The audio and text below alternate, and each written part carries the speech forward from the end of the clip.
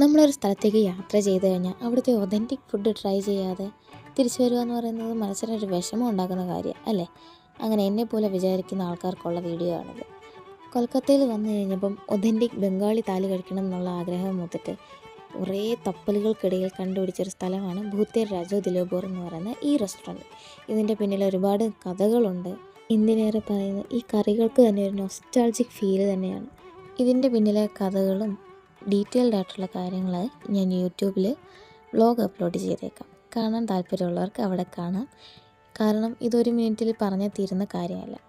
Price കുറച്ച് കൂടുതലാണ്, എന്നാലും സാരമില്ല. നമ്മൾ ജീവിതത്തിൽ ഒരു വട്ടം ട്രൈ ചെയ്യുന്നതല്ലേ, വിട്ടുകളയാം. ഞങ്ങളൊരു വെജ് താലിയും നോൺ വെജ് താലിയുമാണ് പറഞ്ഞത്. അതിന് പ്രത്യേകം പേരുകളുണ്ട്.